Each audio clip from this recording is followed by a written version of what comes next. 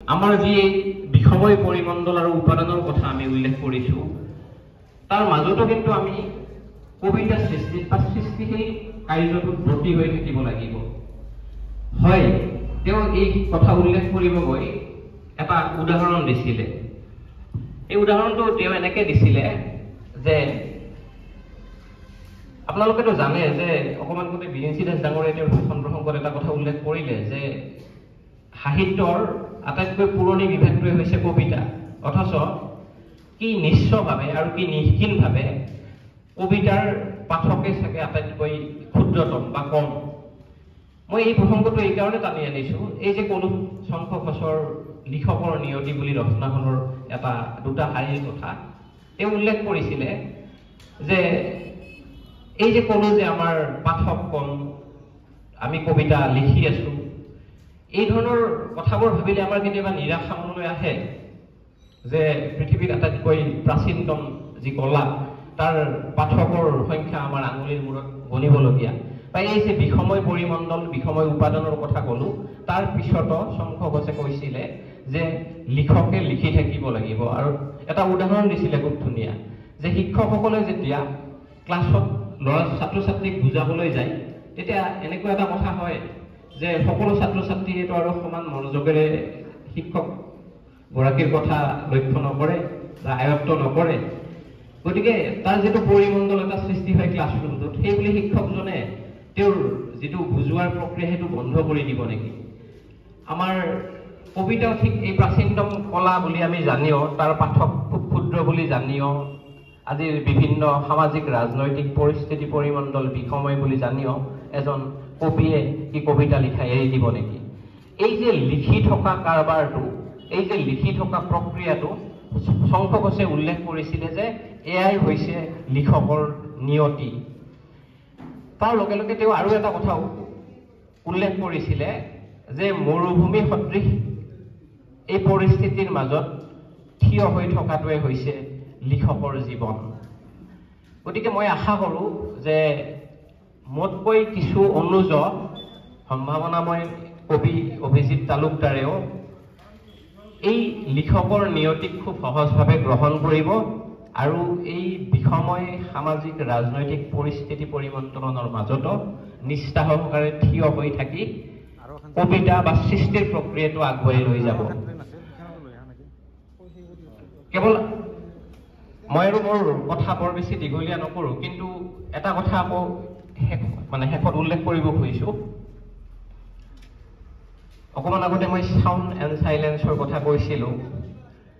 অনুভৱ তুলসী ডাঙৰীয়াই তেওঁৰ কথা প্ৰসংগত অজিত বৰুৱাৰ কথাৰ প্ৰসংগ এটা টানি আনিছিল।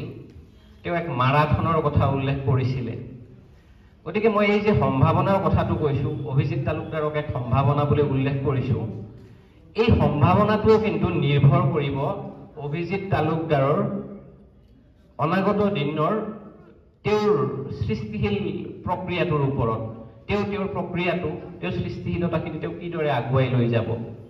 কাৰণ ময়ো ব্যক্তিগতভাৱে বিশ্বাস কৰোঁ এটা কথা, বা আপোনালোকেও চাগে সহমত পোষণ কৰিব কথাটো, যে এটা সময় আহে এজন লিখকৰ জীৱনত যে তেওঁৰ নিজৰ সৃষ্টিৰ অভিভাৱকত পৰিণত হ'ব পাৰে।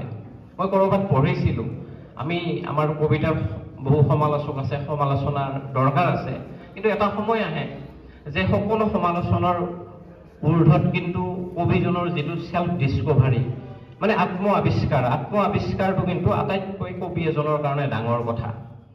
কালি ৰাতি মই কিতাপ এখন পঢ়ি আছিলো, মোৰ এজন প্ৰিয় কবি, ৰুছিয়ান কবি, অলপ আগতে কৈছিলো মাৰিনা ছাটাইভা। মই মাৰিনা শীৰ্ষক কবি, মানে মাৰিনা বুলি এটা কবিতাও আজি এবছৰমান আগতে লিখিছিলো। তেওঁৰ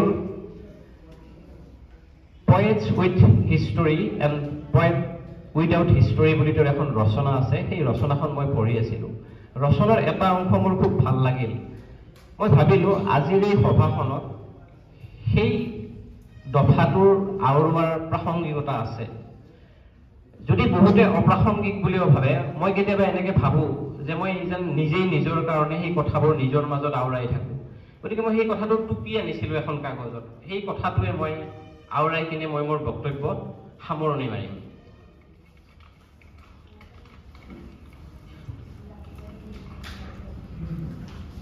তেওঁ কৈছিলে কবিসকলৰ তেওঁ দুটা ভাগ থকাৰ কথা উল্লেখ কৰিছিলে তেওঁ খুব ধুনীয়াকৈ লিখিছিলে যে all poets can be divided into poets with development and poets without development, into poets with history and poets without history. The first could be depicted graphically as an arrow shot into infinity, the second one as a circle. তেওঁ আকৌ কৈছিলে তাৰ প্ৰসংগতে এই কথাখিনিৰ প্ৰসংগতে তেওঁ আকৌ সৰুকৈ এটা ব্যাখ্যা আগবঢ়াইছিলে তেওঁ কৈছিলে যে above the first the image of the arrow stands the law of gradual self-discovery. These poets discover themselves through all the phenomena they meet along their way at every step and in every new object. Mine or others, the vital or the superfluous, the accidental and the eternal, everything is for them a touchstone of their power which increases with each new obstacle. Their self-discovery is their coming to self-knowledge through the world, self-knowledge of the soul through the visible world.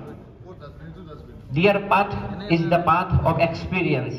As they walk, we physically sense a wind, the air they cleave with their brows, a wind blows from them. এইখিনি কথা কয়ে মই মোৰ আজিৰ বক্তব্য সামৰণি মাৰিব ওলাইছো এই কথাখিনিত উল্লেখিত কথাখিনিৰ নিচিনাকে ময়ো আজিৰ কিতাপখনৰ লেখক অভিজিত তালুকদাৰক ক'বলৈ বিচাৰিম যে এই যে তেওঁ ক'লে যে poets with development and without development গতিকে পথটো কি হ'ব কিদৰে তেওঁ অনাগত দিনৰ পথটো গ্ৰহণ কৰিব তেওঁ কোনটো শ্ৰেণীত নিজকে ৰাখিব